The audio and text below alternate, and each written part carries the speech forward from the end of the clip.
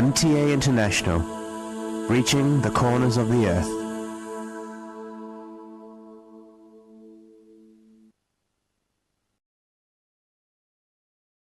اس وقت ہم سیدنا حضرت امیر المومنین خلیفۃ المسیح رابع ایدہ اللہ تعالی بنصر العزیز کا ایک تاریخی خطبہ جمعہ آپ کی خدمت میں پیش کر رہے ہیں۔ حبیبنا صلی علی محمد صلی علی حبیبنا صلی علی محمد صلی علی رسولنا صلی علی محمد صلی علی رسولنا صلی علی محمد صلی علی محمد صلی علی محمد أشهد أن لا إله إلا الله وحده لا شريك له وأشهد أن محمدا عبده ورسوله أما بعد فأعوذ بالله من الشيطان الرجيم بسم الله الرحمن الرحيم الحمد لله رب العالمين الرحمن الرحيم مالك يوم الدين إياك نعبد وإياك نستعين اهدنا الصراط المستقيم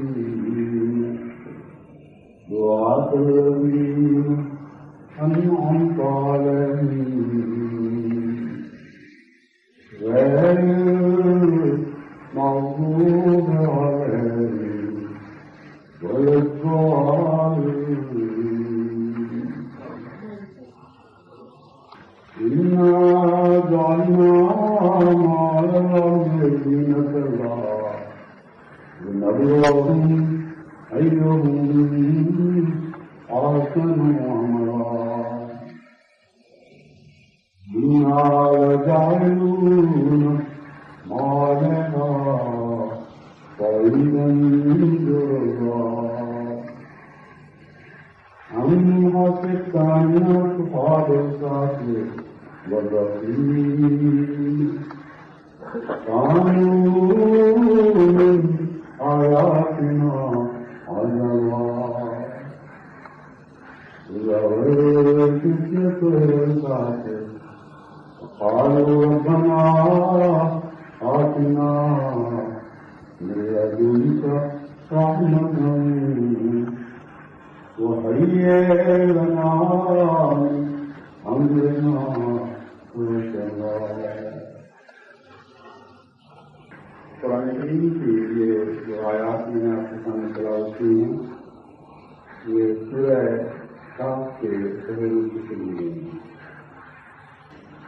ان آیات کا ترجمہ یہ ہے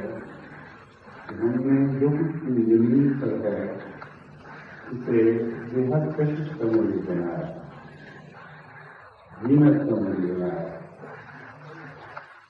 لیکن ہم ان تمام زینتوں کو کلیتاً تباہ کر دیں گے اور جو کچھ بھی زمین پر ہے اسے ویرانہ بنا کر چھوڑ دیں گے۔ ایمان بات سے فرمایا کیا اس بات سے کوئی تعجب کرتا ہے کہ خدا کے بندے ایسے ہی تھے جنہوں نے غاروں میں رہنا زیادہ پسند کیا بجائے اس کی زندگی کی سطح ہے، اور ان لوگوں کی دعا یہ تھی کہ اے خدا تو ہمیں اپنی طرف سے رحمت عطا فرما، دوسری ہم محتاج ہیں۔ یہ آیات اصحاب الکہف سے تعلق رکھتی ہیں اور تاریخی لحاظ سے اکثر قرآن کریم کا مطالعہ کرنے والے یا تاریخ کا مطالعہ کرنے والے جانتے ہیں کہ عیسائیت پر آغاز میں ایک ایسا دور آیا تھا جبکہ زمین کی سطح پر رہنا ان کے لیے ناممکن ہو گیا تھا. ایسے ایسے مظالم کا ان کو سامنا تھا کہ ان کو زمین کی سطح پر بسنے کی بجائے غاروں میں رہنا زیادہ عافیت کا مجھے دکھائی دیتا ہے. اس وقت دنیا کی سطح پر بسنے والے دنیا کی رونقوں اور دنیا کی چمک دمک اور دنیا کی لذتوں میں اپنے آپ کو فراموش کیے ہوئے تھے اور اس فراموش کی خاموشی دراصل خدا کو بھول چکے تھے. ان حالات میں جبکہ مادہ پرستی اپنے زوروں پر تھی خدا کے کچھ ایسے بندے تھے جنہوں نے سطح زمین کی بجائے زیر زمین غاروں میں رہنا پسند کر لیا. یہ وہ مضمون ہے جو تاریخی لحاظ سے اکثر تعلیمی لوگوں کو روشن ہے، لیکن قرآن کریم کی ان آیات کا آپس میں جو کیا ہے کیوں یہ بات نہیں آئی گی. ان کا ایک پہلو تمدن بھی ہے اور وہ تمدن پہلو اتنا گہرا اتنا دماغ اور اتنے اہم پیغامات لیے ہوئے ہے کہ آج میں اسی پہلو سے ان آیات کو روشنی والا ہوں. پہلے بس اس بات کو بھول جائیے کہ کچھ لوگوں پر اتنے مظالم ہوئے کہ ان کو یہ نہیں رہنا پڑا. قرآن کریم کی یہ جو آیات ہیں ان میں کسی مظالم کا ذکر نہیں ہوتا کیونکہ تاریخی طور پر ہم جانتے ہیں کہ ایسا واقع ہوا تھا، اس لیے اب خود مظالم کا مضمون ہمارے ذہن میں ابھر آتا ہے. لیکن اس بات کو کچھ ہفتے کے لیے بلا کر جب ان آیات کا مطالعہ کریں دراصل یہ انسان کی بات تمدنی حالتوں کا نقشہ پیشی ہے اور اس کی مادہ پرستی کے بعد ادوار پر بحث کرتی ہے. یہ آیات مادہ پرستی کے بعد اہم ادوار پر بحث کرتی ہے. بتاؤ کا انسان کی تاریخ میں ایسا دور آتا ہے کہ سطح زمین پر ہر کسی کی لذتیں ہر کسی کی بنیادی چمک اس کی انسان کی آنکھوں کو پورا کر دیتی ہے اور اس کی توجہ خالص پسند دنیا طلب بھی ہے اور دنیا کی لذتوں کی جستجو میں مشغول ہو جاتی ہے. ایسی صورت میں یہ ناممکن ہے کہ وہ انسان جو دنیا کی رونقوں اور دنیا کے ظاہری حسن سے عشق لڑا بیٹھا ہو اور اس کی محبت میں فیصلہ ہو چکا ہو تو خدا کو یاد رکھ سکے. ایسے موقع پر جب سطح زمین پر سطح زمین کی رونقیں انسانی لیل اور انسانی جذبات کو کل جو طرح کی سرمایہ کر دیتی ہے، ایسے وقت میں ان آیات سے بدل ہوتا ہے کہ خدا کے کچھ بندے ایسے بھی ہوتے ہیں جو زیر زمین رہنا پسند کرتے ہیں. اس تمدنی تقابل پر جب آپ غور کرتے ہیں تو ایک بہت ہی خوبصورت مضمون ہماری آنکھوں کے سامنے ابھرتا ہے. وہ لوگ جو دنیا کے جدید تقاضوں کو پورا نہ کرتے ہیں، وہ لوگ جو دنیا کے جدید تمدن سے فریب بنا ہوں، ان کی رہن سہن کو دنیا والے پرانے زمانے کے رہن سہن کا کرتے ہیں. اور کچھ لوگ ان کو ایسے دکھائی دیتے ہیں گویا وہ غاروں کے زمانے کے رہن بسنے والے لوگ ہیں، ان غاروں میں بسنے والے زمانے کے لوگ ہیں. چنانچہ اس تمدنی تقاضوں کے نقطۂ نگاہ سے جب آپ قرآن کریم کی آیات پر غور کرتے ہیں تو دنیا میں بسا اوقات ہمیں انسانی تاریخ ایسے ادوار سے گزرتی ہوئی دکھائی دیتی ہے کہ جس میں دو قسم کے خدا کے بندے ظاہر ہوتے ہیں. ایک وہ جو دنیا کی ظاہری زینتوں اور رونقوں پر فریفتہ اور اپنی زندگی کا مقصد ان کسی ظاہری حسن کی پیروی بنا لیتے ہیں، ظاہری حسن کے پیچھے بھاگتے ہیں، ظاہری لذتوں کے پیچھے اپنا سب کچھ گنوا بیٹھتے ہیں اور ان کے رہنا، ان کا اٹھنا، ان کا بیٹھنا، ان کا بسنا، ان کی زندگی کا ہر مقصد ان ظاہری لذتوں کا تعاقب کرنا ہوتا ہے. اور ایسے وقتوں میں خدا کے کچھ ایسے بندے بھی ظاہر ہوتے ہیں جو ان چیزوں سے منہ موڑ کر ایک ایسا تمدن اختیار کرتے ہیں جو دنیا کی نظر میں پرانے زمانے سے تعلق رکھنے والا تمدن ہو سکتے ہیں. وہ سمجھتے ہیں کہ اگلے وقتوں کے لوگ یہ غاروں میں بسنے والے انسانوں سے زیادہ مشابہ ہیں بنسبت آج کے جدید دور سے تعلق رکھنے والے انسان. ایسی صورت میں خدا تعالیٰ کی تقریر کا فیصلہ کرنا اس کا ذکر ہے جو دنیا میں آج میں کیا گیا. وَإِنَّا لَجَاعِلُونَ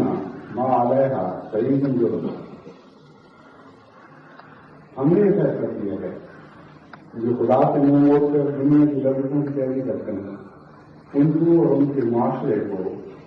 ہم دنیا میں کر دیں اور سطح زمین سے ان کو زمین کو ان سے خالی کر دیں اور ان کی زینت کو سمیت ان کو مٹا دیں. اور وہ دنیا کی سطح کی لذت ہیں جنہوں نے ان کو اپنی فرمائش کر دیا تھا ان کو ویرانہ بنا کر دکھا دیں. ایسے موقع پر ایک نئی تہذیب انگریزی اور وہ غاروں میں بسنے والوں کی تہذیب ہے. یعنی غاروں میں بسنے والوں سے مراد وہ ہے یہ ہے کہ جو خدا کی خاطر پسماندہ کہلائے، جو خدا کی خاطر پرانے وقتوں کے شمار کیے گئے. تو ماتا ہے اس وقت سے سب کچھ ان کا ہوگا اور وہ خدا سے دعا کریں گے کہ ربنا آتنا من لدنک رحمۃ وہیئ لنا من امرنا رشدا. اے خدا ہم تو پہلے بھی تیری رحمت کے طالب تھے، اب بھی تیری رحمت کے طالب ہیں. ہمیں جو تم نے نیا تمدن عطا کرنا ہے وہ اپنی مرضی اور اپنی رحمت کے مطابق عطا کرنا اور اپنی طرف سے ہمارے لیے ہدایت کے راستے کھول دے اور ایک ایسی تہذیب عطا فرما جو رشد کی تہذیب، عقل کی تہذیب ہو اور جس تہذیب کے نتیجے میں انسان اپنی ترقیات کی سمیت دنیا سے مٹا نہ دیا جائے بلکہ وہ خدا کی خاطر خدا کی ذات سے وابستہ ہو کر زندہ رہنے کا کوشش ہے. یہ وہ پیغام ہے جو ان آیات میں ہمیں دیا گیا. اور اب اس نقطۂ نگاہ سے جب آپ تاریخ عالم پر نگاہ ڈالتے ہیں تو آپ یہ دیکھ کر حیران ہوں گے کہ یہ کسی ایک زمانے کے انسان کا ذکر نہیں، نہ ایک زمانے کے سطح زمین پر بسنے والوں کا ذکر ہے، نہ ایک زمانے میں زیر زمین غاروں میں بسنے والوں کا ذکر ہے، بلکہ تمام انسانی تاریخ بار بار اپنے آپ کو چھوٹ کرنے والا سے دہراتی ہوئی کر دیتی ہے. بساوقات ایسی قومیں جن میں سطح زمین شروع ہوئی جنہوں نے بنیادی ترقیات کی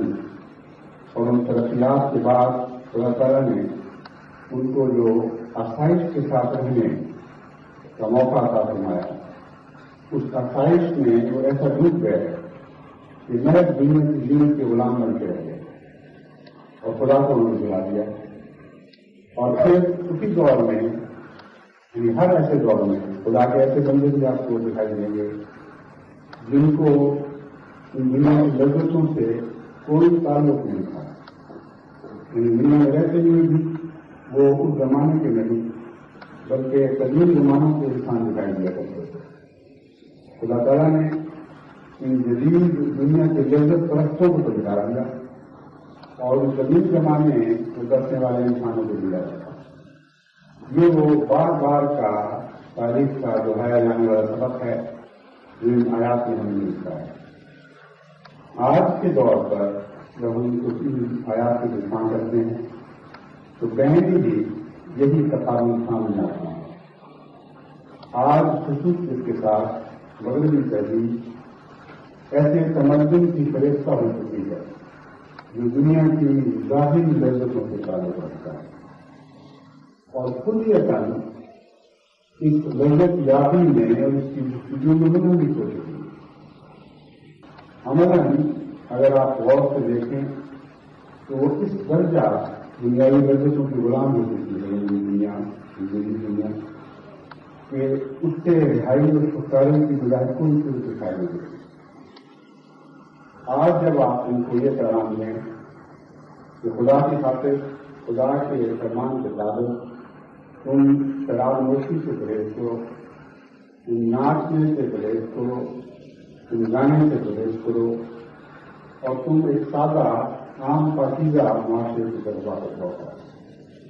تو آپ اس طرح دیکھیں گے جیسے آپ آگے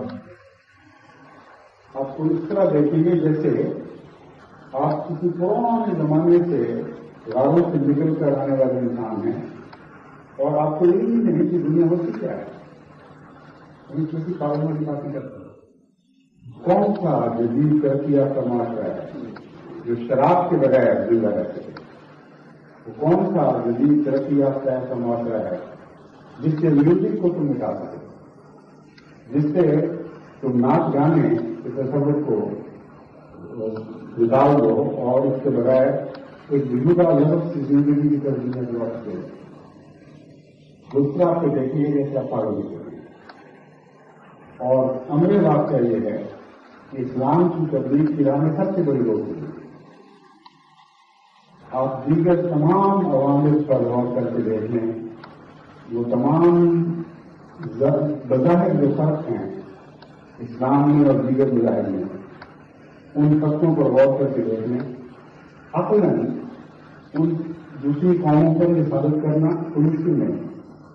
کہ اسلامی تعلیم زیادہ معقول، زیادہ دلنشین اور زیادہ اصلاحیت ہے کہ انسان اس تعلیم کو عقلی لحاظ سے اپنائے۔ تو جہاں تک عقلی تقاضوں کا تعلق ہے، اسلامی تعلیم کی برتری غیروں کو ثابت کرنا ہے مشکل نہیں۔ وہ لوگ جو مغربی دنیا میں رکھنے والوں کو تبلیغ کرتے ہیں، ان کو بارہا اس بات کا تجربہ ہوتا ہے کہ نظریاتی لحاظ سے اسلام کی پیش کردہ توحید کو ان کی نصب شدہ توحید کے تصور کا سے بہتر دکھایا گیا اور ان کو ثابت کر دیا گیا کہ اسلام کا توحید کے تصور زیادہ حسین، زیادہ کامل اور زیادہ قبول کرنے کے لائق ہے، اور جس توحید کا تم تصور مانتے ہوئے ہو وہ دراصل توحید نہیں بلکہ اس کے اندر بہت سے رکھنے پڑ سکیں، وہ جگہ جگہ سے پھٹ چکی، اور اسے کامل توحید کہنا عقل اور منطق کے خلاف ہے۔ یہ باتیں ثابت کرنا کچھ مشکل نہیں، یہ بات ثابت کرنا کچھ مشکل نہیں کہ ایک ہی ہے اور ایک تین نہیں ہو سکتا اور تین ایک ہی ہو سکتے۔ اور آج کل کے زمانے کے دنیا نوجوان ہیں وہ بڑی آسانی سے ان باتوں کو سمجھ سکتا ہے، کیونکہ وہ خود عیسائیت کے قدیم تصورات سے باہر کی طرف رخ کیے ہوئے، اور عیسائیت کے جو اعتقادی حصے ہیں ان پر عمل آج کے مغربی نوجوان کو اعتماد نہیں ہوا، اس لیے نظریاتی لحاظ سے آپ آسانی سے یہ باتیں ثابت کر سکتے ہیں، لیکن اس کے باوجود مسلمان ہونے کو تیار نہیں کیوں نہیں ہوگا؟ اس لیے کہ وہ اس معاشرے کے اندر جھکڑا ہوا ہے جس معاشرے کا قرآن کریم میں لفظ نہیں ہے۔ تو انہیں ڈالنا ماں اللہ زین کرنا، اتنی کشش پیدا کر دی ہے ہم نے سطح زمین پر گمراہ ہونے والی چیزوں میں کہ لوگ اس کشش سے سنگی طور پر اس کا وابستہ ہو جاتے ہیں، وہ اس سے غلام ہو جاتے ہیں، اور اس غلامی سے چھٹکارے کی کوئی شکل نظر نہیں آتی۔ اور اس نقطۂ نگاہ کو جب آپ مزید ہنگالیں تو اس کا تجزیہ کریں تو ایک بڑی دلچسپ چیز کے سامنے آتی ہے کہ ایک ہی چیز کا نام آزادی بھی رکھا جا سکتا ہے اور اسی چیز کا نام غلامی بھی رکھا جا سکتا ہے۔ جب آپ ان کو اسلام کے نام پر یا خدا واحد کے نام پر اس معاشرے سے غلامی کرتے ہوئے اسلام کے سادہ پاکیزہ معاشرے کی طرف آنے کی دعوت دیتے ہیں تو یہ کہتے ہیں کہ تم ہماری آزادی پر حرکت کرتے، تم ہماری آزادی پر قدم لگا، تم کہتے ہو کہ ہم تمہارے نظریات کو قبول کرتے ہوئے اپنی روزمرہ کی زندگی کو ان پابندیوں میں رکھتے، ہماری خواہشات پر پابندی ہے، ہمارے ملنے جلنے پر پابندی ہے، ہم کس طرح کمائیں اس پر پابندی ہے، کیا کھائیں اور کیا نہ کھائیں اس پر پابندی ہے. ہر بات پہ تو تم پابندیاں لگا رہے ہیں اور ہم آزاد مند قوم ہیں. ہم اسی پیغام کو قبول کرنے پر تیار ہیں اور صرف اسی پیغام کو قبول کرنے پر تیار ہیں جو انسانی آزادی کا رنگردار ہو اور بے درجہ پابندیوں میں رہے.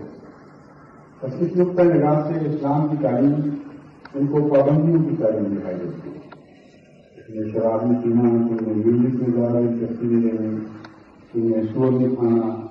تم نے سود نہیں کھانا، تم نے یہ نہیں کرنا، تم نے وہ نہیں کرنا، اور اس سے فلاح ملا نہیں کرنا. جگہ جگہ قدم قدم پر روزانہ کی زندگی میں پابندی. بس اس معاشرے کی خوبصورتی اور خلاف والے لوگ اپنی آزادی کے خلاف بھی سمجھتے ہیں کہ خدا کے نام پر انہیں پابندی کرتے ہیں. لیکن قرآن کریم اس کے نگاہ سے ان باتوں کو پیش کرتا ہے. اس کے لحاظ سے ذرا اس بات کا زاویہ بدل کر دیکھیں، اسی منظر کا زاویہ بدل کر دیکھیں تو آپ کو معلوم ہوگا کہ یہ لوگ غلام ہیں. ہر وہ چیز جس کے ساتھ انسان اپنی زندگی کو اس طرح وابستہ کر لے کہ اس سے تعلق نہ توڑ سکے، یہ ایک قسم کی نہایت خوفناک غلامی ہوتی ہے. اور یہ غلامی شراب کی عادت میں بھی آپ کو ملتی ہے، یہ غلامی میوزک کی عادت میں بھی آپ کو ملتی ہے، یہ غلامی اور خاص کھانے پینے کی چیزوں کے ساتھ تعلق میں، یہاں تک کہ کافی پینے کے ساتھ بھی وابستہ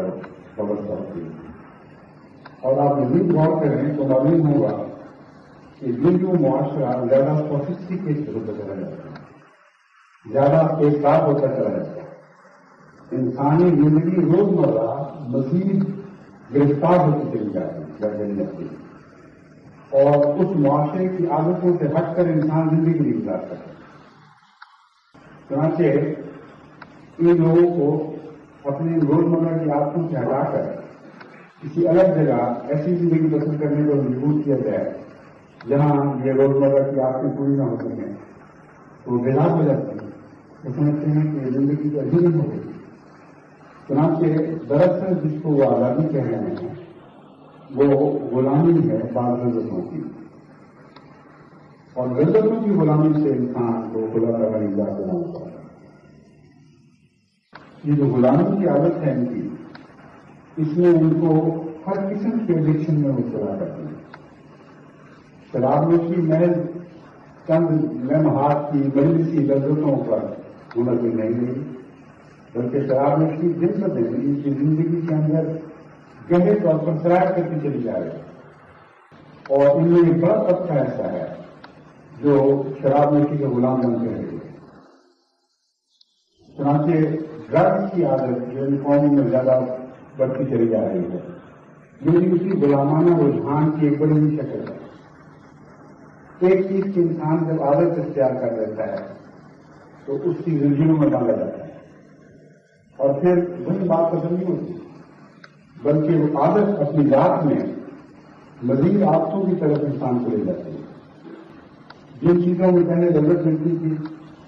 ان چیزوں میں رفتہ رفتہ لذت ملنا بند ہو جاتی ہے. اس لیے نکلتا ہے کہ انسان اگلا قدم اٹھا کر ایک اور عادت میں مبتلا ہوتا ہے کہ جب اس عادت کا غلام بن جائے تو اس سے پھر اگلا قدم اٹھتا ہے اور ایک اور عادت کا غلام بن جاتا ہے. چنانچہ یہ زنجیریں ایسی ہیں جو بڑھتی چلی جاتی ہیں اور زیادہ بوجھل ہوتی چلی جاتی ہیں. سارا معاشرہ بوجھل ہو جاتا ہے اور انسانی زندگی نئی نئی عادتوں اور نئی نئی بدلاؤ کا شکار ہوتی چلی جاتی ہے. اور یہ بھی وہ چیز ہے جو بلاخر ان معاشروں کو، ان تمدنوں کو ہلاک کرنے کے لیے بنتی ہے. یہی جو چیز ہے جب وہ آگے بڑھتی ہے تو اسی سے ان تمدنوں کی ہلاکت کے سامان پیدا ہوتی ہے. اس صورتحال کو گہری نظر سے دیکھنے سے آپ کو خوب اچھی طرح معلوم ہوگا کہ خدا تعالیٰ جو فرماتا ہے کہ ہم لذتوں کو، دنیا سے ختم رکھنے والی چمک کو دنیا لیک کر دیں گے اور تباہ کر دیں گے اور ویرانہ بنا دیں گے. اس سے مراد یہ نہیں ہے کہ خدا تعالیٰ خود آسمان سے دنیا نازل فرمائے گا اور آسمان سے کچھ تباہیاں نازل کرے گا جن کو ہلاک کرے گا. اس سے مراد یہ ہو سکتی ہے کہ تمہارا معاشرہ جن باتوں پر مبنی یا اس قسم کا تمدن جن بنیادوں پر قائم وہ بنیادیں کھوکھلی اور وہ معاشرے کا تانا بانا اپنی ذات میں ہلاک ہونے والا ہے. چنانچہ اس نقطۂ نگاہ سے اب میں آپ کے سامنے اس تصویر کو زیادہ واضح کر کے پیش کرتا ہوں تو آپ دیکھنے لگ جائیں گے کہ کیوں اس تمدن سے کسی تمدن کی ہلاکت کے سامان کرنا ہوا ہے. جن جن قوموں کو یعنی بعض قوموں کو زیادہ سوفسٹیکیٹڈ زیادہ چمک دمک والی اور تیز دار زندگی بسر کرنے کی عادت پڑتی چلی جاتی ہے اتنا ہی زیادہ ان کی اقتصادیات ان کی لذت یابی کی غلام ہوتی چلی جاتی ہے یہاں تک کہ ہر دن مزید کی طرح اپنی ان عادات کو زندہ رکھنے اور ان کی بقا کے لیے ان کو مزید اور پھر مزید دولت کی ضرورت پڑتی چلی جاتی ہے یہاں تک کہ ان کی زندگی کی طرف بے حد نہیں ہو جاتی. آج مغربی دنیا کا رہن سہن گزشتہ 10 سال کی مغربی دنیا کے رہن سہن کے مقابلے پر بہت زیادہ ہے اور آج ان کی لذت یابی جن چیزوں کی محتاج ہے آج سے 10 سال یا 20 سال یا اس سے پہلے آپ دیکھیں ہرگز اس حد تک محتاج نہیں تھی بلکہ بات چیزوں کو تو ضرور بھی نہیں. آج اس کثرت سے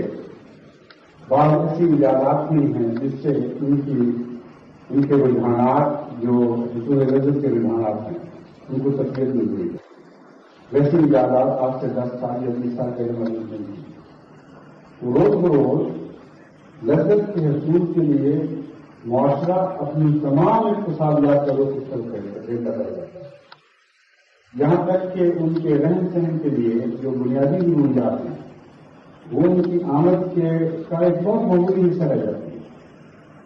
اور ان کی آمد کی بھاری ان کا آمد کا بڑا حصہ بہت بڑا حصہ اس ظاہری چمک دمک کو زندہ رکھنے اور اس کی بقا کے لیے استعمال میں جاتا ہے. یہ لوگ ساری مغربی دنیا میں آپ کو برابر دکھائی دے گی ایک بھی استعمال اور صرف مغربی دنیا میں نہیں بلکہ تیسری دنیا میں غریب ملکوں میں افریقہ میں بھی پاکستان میں بھی ہندوستان میں بھی جہاں جہاں یہ مغربی چمک کی تحریک پہنچی ہے وہاں یہ رجحانات تو آپ کو نمایاں ہوتے دکھائی دیتے ہیں. یعنی انسانی زندگی میں ہی ملتی چلی جاتی ہے اور زندگی کی کا جو رخ ہے وہ مزید لذت اور پھر مزید لذت اور پھر مزید لذت کی طرف اتنا آگے بڑھ جاتا ہے معاشرے کے وہ حصے جو غریب ہیں ان کی طرف سے توجہ ہو جاتی ہے اور یہاں تک کہ خودغرضی اتنا شدت کے ساتھ انسانی خیالات اور اس کے جذبات پر قابل ہو جاتی ہے کہ ایسا انسان جس کو اس قسم کی لذتوں کی عادت پڑی ہو اس کو کچھ بھی پرواہ نہیں رہتی. جس وقت وہ لذت میں مگن اور محنت ہے اس وقت ہزاروں لاکھوں بعضوں کا کروڑوں انسان بھوکوں مر رہے ہوتے ہیں. چھوٹے چھوٹے بچے معصوم ریڑیاں لگے رہے ہوتے ہیں ان کو کھانا تو برقرار اور پینے کے پانی کی وجہ سے نہیں آ رہا لیکن جن قوموں کو اس معاشرے کی عادت پڑی ہو ان کے لیے ناممکن ہے کہ وہ قربانی کر کے اپنے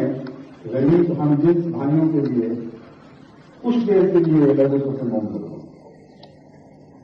میں نے اس کی مثالیں پہلے بھی دی ہیں جہاں ہندوستان میں مجھے یاد ہے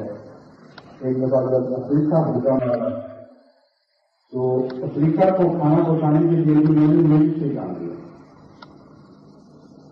اس کی بڑی دلچسپ بات ہے اس لحاظ سے کہ انسانی ہمدردی کے اظہار کے لیے وہی چیز اختیار کی جو دراصل انسان کی تباہی کا وجہ ہے اور یہ جانتے تھے کہ اگر محض انسانی ہمدردی کی خاطر ان سے پیسے مانگے جائیں گے تو پیسے نہیں دیں گے چنانچہ بعض میوزیشنز نے اپنا وقت مفت دیا اور 24 گھنٹے اس سے زیادہ عرصہ مسلسل وہ گاتے بجاتے اور ناچتے رہے، اور اس میوزک کی خاطر اس کثرت سے لوگ آئے، اور جو کچھ انہوں نے پیسے دیے اس دوران وہ بھی انہوں نے افریقہ کے لیے بھوک بجانے کے لیے استعمال کیے۔ تو ناچ گانے کے ذریعے انہوں نے انسانی ہمدردی کا اظہار کیا، اور جتنی رقم اکٹھی ہوئی اس پر بڑا فخر کیا گیا، ساری دنیا میں اس کا شور پڑا۔ اس طرح 36 گھنٹے یا جتنا بھی وقت تھا مسلسل یہ جو ٹروپس تھے، یعنی جانے والے ٹروپس انہوں نے انسانی ہمدردی میں قربانی کی، اور یورپ اس طرح ان کو پیسے دیتے۔ میں نے جب حساب کیا تو پتہ لگا کہ وہ ساری دولت جو سارے یورپ سے اور امریکہ سے انہوں نے اکٹھی کی افریقہ کے لیے، وہ اس سے کم تھی جو ایک دن میں پہلے برطانوی شراب پر لگاتے ہیں۔ اس سے آپ کو اندازہ ہوگا کہ دنیا کی لذت یابی کی عادت کیسی خوفناک چیز ہے، اور کس طرح قوموں کو جکڑ دیتی ہے، اور وہ چاہیں بھی ہے انسانی ہمدردی میں کچھ اقدامات کرنا تو نہیں کر سکتے۔ وہ انسانی ہمدردی لذت یابی کی شکل میں ظاہر ہوتی ہے۔ چنانچہ اگر یہ گانے بجانے والے اس طرح مسلسل 24 کے 26 گھنٹے نہ گاتے تو افریقہ کے لیے کیسے مل سکتے؟ اگر آپ یہ خیال کریں کہ سارا یورپ ایک دن صرف شراب سے باہر آ جاتا اور یہ کہتا کہ ہم اپنے غریب بھوکے مرنے والے بھائیوں عورتوں بچوں کے لیے صرف ایک دن شراب نہیں ہے، تو یہ تحریک کامیاب نہیں کرتی، کیونکہ جس طرح وہ تحریک کامیاب ہوئی اس سے ہی پتہ چلا کہ یہ تو جکڑے گئے ہیں دنیا کی لذتوں میں، اور دنیا کی لذتوں کے ذریعے ہی انسانی مددی کے جذبات بڑھتے ہیں، وہ نہیں ہو سکتے۔ جب یہ حالات ہو جائیں قوموں کے تو لازماً پھر اقتصادی بحران آئے گا۔ یہ بڑا تفصیلی اور گہرا مضمون ہے، میں خطبے کو منظم نہیں کرنا چاہتا، مگر اس مضمون پر میں اپنی مجالس کے سوال جواب میں مختلف موقع پر روشنی ڈال چکا ہوں۔ یہ سارا معاشرہ اس وقت مصنوعی لذت یابی میں اس طرح فنا ہو چکا ہے، اس طرح غرق ہو چکا ہے، کیا اس کے پیچھے چڑھ؟ اس لیے جہاں ان کے اقتصادی حالات کم گریں گے وہاں یہ جرائم کر کے بھی ان لذتوں کی تلاش کی کوشش کریں گے، لذتوں کے حصول کی کوشش کریں گے، اور جہاں جہاں ان کی اقتصادی حالت گرے گی وہاں سوسائٹی سامنے اس پہ چلا جائے گا، ایک دوسرے کا گلا کاٹیں گے، ایک دوسرے کی عزتوں میں حملے کریں گے، بچوں کی عزتیں لوٹیں گے، لیکن ایسی گندی عادت پڑ چکی ہے دنیا کی لذتوں میں حصول کی کہ ابھی اسے بچ نہیں سکتے، اس طرح نہیں۔ یہ حالات تمام مغربی ملکوں میں ظاہر ہونے شروع ہو چکے ہیں، اور جو اقتصادیات کے ماہرین ہیں وہ دیکھنے لگ گئے ہیں کہ وہ وقت زیادہ دور نہیں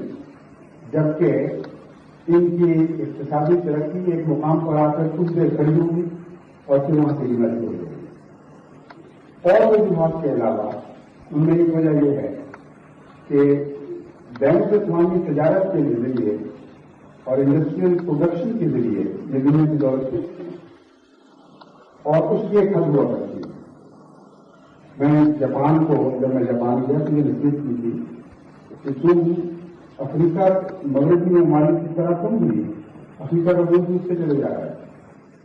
اور اب حالت یہ ہے کہ اس مریض میں اب خون باقی نہیں رہا،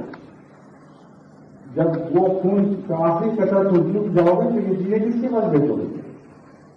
افریقہ میں تو انتہائی خوفناک اقتصادی حالات ظاہر ہو رہے ہیں،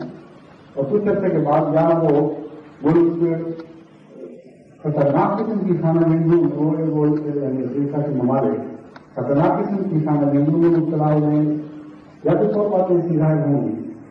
جس کے نتیجے میں جو موجودہ شکل ہوا ہے تبدیل ہوگی۔ تیسری دنیا کے بہت سارے ممالک ہیں جو خود انڈسٹری میں ترقی کر رہے ہیں،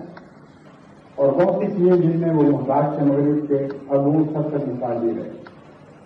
بہت سے ایسے اور عناصر ظاہر ہو رہے ہیں جن کے نتیجے میں ان کی انڈسٹریل ترقی ایک موقع پر رکنے والی ہے یا بعض جگہ رکتی ہے. اب مسز تھیچر کی حکومت میں ایک لمبے عرصے تک آپ نے باتیں سنی کہ ہم اپنے اپنی معاشیات اپنے اقتصادیات کو مضبوط بنا رہے ہیں اور انفلیشن ٹوٹی ہوئی ہے اور جس حد تک ہمارے زمانے میں ترقی ہوئی ہے اس سے پہلے نہیں ہوئی. یہ باتیں ٹھیک تھی ایک حد تک, لیکن وہ عناصر جن کا میں ذکر کر رہا ہوں ان کو کوئی دنیا کی حکومت شکست نہیں دے سکتی. وہ ایسے قدرتی عناصر ہیں جو اپنے وقت پر ضرور فروغ اٹھاتے ہیں اور پھر ایسی حکومتیں اور کتنی حکمت سے کام لینے سے نظر لگا ہم لے سکتی ہیں. اور یہی حکومت ہے کنزرویٹو کی, کہ جس نے یہ محسوس کر کے کہ اب انفلیشن ہاتھ سے نکل رہی ہے, مہنگائی کرنے کو بینک کا سود بڑھانا شروع کر دیا. اور جب بینک کا سود بڑھنا شروع ہوا تو ریئل اسٹیٹ یعنی جو عمارات کی خرید فروخت کے کاروبار ہیں ان پہ دکان آنا شروع ہو گیا. صرف یہ نہیں بلکہ کیونکہ پاؤنڈ کو سہارا دے کر مہنگا رکھا گیا اس لیے باہر کی منڈیاں ہاتھ سے نکلنی شروع ہو گئی. جب منڈیاں نکلی اور جہاں کاروبار بندہ ہوا تو بعض کارخانے بند ہوئے. حال ہی میں ایک بہت بڑی انڈسٹری اسی قسم کا سوال آیا ہے اور انہوں نے ہزار میں ملازم فارغ کر دیے. اب جو ہزار ملازم فارغ ہوں گے اس کے جو بد اثرات معاشرے پر ظاہر ہونے ہیں ان کو بھی تو آخر لذت یابی کی عادت پڑی ہوئی. انہوں نے بھی اپنی شراب کی عادتیں پوری کر لی, انہوں نے بھی اپنے ناچ گانے کی عادتیں پوری کر لی, انہوں نے بھی بظاہر بہت ہی حسین اور نظر کو سیدھا کرنے والے معاشروں کی کا تعاقب کرنا ہے. وہ کیسے کریں گے؟ جرائم بڑھیں گے اور بہت سے بد اثرات ظاہر ہوں گے, اقتصادیات پر مزید بد اثر پڑیں گے. یہ وہ ایسے حالات ہیں جن کا بہت ہی مختصر نقشہ میں نے آپ کے سامنے کھینچا ہے, لیکن اگر آپ مزید غور کریں تو آپ یہ معلوم کر کے خوف زدہ ہو جائیں گے کہ ساری مغربی ترقی جو ہے یہ علاقے کی طرف منہ ہو. اور جب یہ اقتصادی بحران مزید آگے بڑھتے ہیں تو پھر عالمی جنگوں پر منتقل ہوتا ہے, اس سے بغیر چارہ نہیں ہوتا. کوئی دنیا کی بڑی جنگ ایسے نہیں لڑی گئی جس سے پہلے اس قسم کے اقتصادی بحران ظاہر نہیں ہے. اور یہ اقتصادی بحران اب ان کے اختیار میں نہیں ہے. اگر ایک مسلمان قوم ہو جو اسلامی معاشرے پر قائم ہو, اسلامی طور پر اختیار کی ہوئے ہو, تو ان کے پاس زائد پیسہ ہوگا کیونکہ ان کی ضرورتوں سے زیادہ ہوگا. اس میں اگر کمی بھی آئے تو ان کے رہن سہن پر کوئی اثر نہیں پڑتا. ایک ایسی ہے جس کو گندی عادت کی کوئی نہیں, نہ وہ سگریٹ پیتا ہے, نہ وہ شراب پیتا ہے, نہ وہ ناشتہ گاتا ہے, وہ ایک سادہ زندگی بسر کر سکتا ہے, خواہ وہ آرام سے زندگی بھی سنا, اس پر اتنا خرچ نہیں ہوتا. لیکن جو لذت یابی کی اور عیاشی کی زندگی یہ بہت زیادہ دولت کی تھی. اس لیے ایسی قومیں جن کا تمدن صاف ہو اور پاکیزہ ہو وہ خطرناک سے خطرناک اقتصادی بحران کا بھی بڑے آرام سے مقابلہ کر سکتے, کیونکہ ان کے اندر گرنے کی گنجائش موجود ہوتی ہے. بس یہ غلام ہے دراصل جس کو یہ کہتے ہیں آزادی ہے ہماری, تو ہماری آزادی کا دخل دے رہے ہیں. دراصل یہ اپنے تمدن کے غلام ہو چکی ہیں. یہ دنیا کی لذتوں کے ایسے غلام ہو چکے ہیں کہ ان سے چھٹکارا نہیں پا سکتے, اور ان لذتوں کو جاری رکھنے کے لیے یہ ہر قسم کی قربانی دوسروں سے لے گی اور خود قربانی لینے کے لیے اہل نہیں ہے. یعنی اپنے بچوں تک پر ضرور کر جائیں گے اپنی لذتوں کے ضرور کے لیے, مگر قربانی دینے کے اہل نہیں, بغیر لذتوں کے رہ نہیں سکتے. کہتے ہیں میری زندگی جوڑو. قرآن کریم میں جو نقشہ کھینچا ہے یہ نسل درست کروں کی گہرا نقشہ ہے. اور ہمارے واقعہ یہ ہے کہ مختلف زمانوں میں یہی چیز آپ کو ظاہر ہوتی اور پھر ہلاک ہوتی بھی دکھائی دیتی. اور یہ جو قومیں تباہ ہو جاتی ہیں تو ان کے شروع میں وہ لے کے آتی ہیں, شروع میں وہ خدا کی طرف آئی ہوتی ہیں, پھر بدقسمتی سے ان باتوں کو بھول کر آہستہ آہستہ ترقی کرتے کرتے وہ بھی دنیا کی ضرورت جانے کے شکار ہو جاتی ہے. اور کن باتوں کو سمجھتے ہوئے میں آپ کو خصوصیت سے یہاں کی ایک اور چھوٹی سی جماعت کریں گے اس کی وصیت کرتا ہوں کہ اپنے معاشرے کو صرف اعتقادی لحاظ سے اسلام کی برتری سے آگاہ نہ کریں، بلکہ ان کو تحریک کریں، امداد سے کام لیں، ان کو بتائیں کہ تم غلط رستوں پر چل پڑے ہو، اور ثابت کیا جا سکتا ہے، منطقی نتائج کے طور پر ثابت کیا جا سکتا ہے کہ تمہارا انجام رہا ہے۔ اس لیے تمہیں لازماً واپس لوٹا ہوں۔ صرف اسلامی معاشرہ اور تمدن ہے جو تمہیں سچی، جو دل کا سچا امن تمہیں عطا کر سکتا ہے۔ اس کے سوا لذتیں تو ہیں لیکن دل کا امن تمہیں نہیں ہو سکتا۔ یہ بھی ایک ایسا مضمون ہے جس پر اگر غور کریں تو آپ ان لوگوں پر خود ثابت کر سکتے ہیں کہ آج بھی ان لذتوں کے باوجود ان کے دل کا امن زیادہ ہونے کی بجائے کم ہوتا چلا جا رہا ہے، بے-چینی بڑھتی چلی جا رہی ہے۔ تلاش اور جستجو ایسی چیزوں کی تلاش اور جستجو جس کو یہ سمجھتے بھی نہیں کہ وہ کیا چیزیں ہیں، وہ زیادہ بڑھتی چلی جا رہی ہے، خلا کے احساس زیادہ بڑھ رہا ہے۔ بس احمدیوں کو ان قوموں کو سمجھا کر اسلام کی طرف بلانا چاہیے، ان کو بتانا چاہیے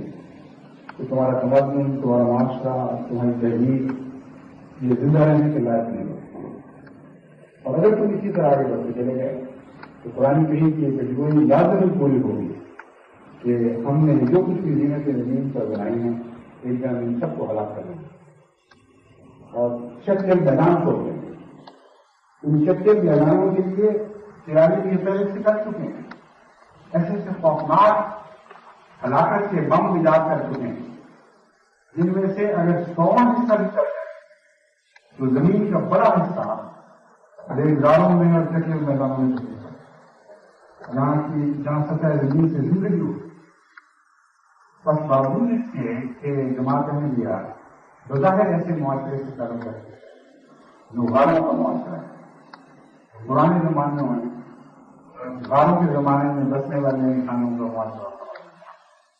میں آپ کو یقین دلاتا ہوں کہ یہی وہ تمدن ہے جو دنیا میں زندہ رہے گا، یہی وہ تمدن ہے جس نے آئندہ تمدنوں کی بنیاد ڈالی ہے۔ اس سے پہلے ملک کا تاریخ پر آنا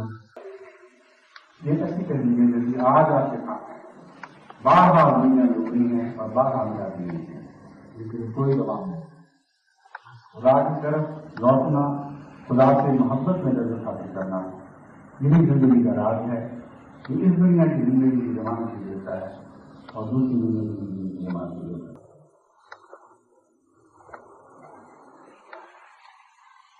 الحمدللہ نحمدہ ونستعینہ ونستغفرہ ونؤمن بہ ونتوکل علیہ ونعوذ باللہ من شرور انفسنا ومن سیئات اعمالنا من یهده اللہ فلا مضل له ومن يضلل فلا هادي له نشهد أن لا إله إلا الله وحده لا شريك له ونشهد أن محمدا عبده ورسوله عباد الله رحمكم الله إن الله يأمر بالعدل والإحسان وإيتاء ذي القربى وينهى عن الفحشاء والمنكر والبغي يعظكم لعلكم تذكرون اذكروا الله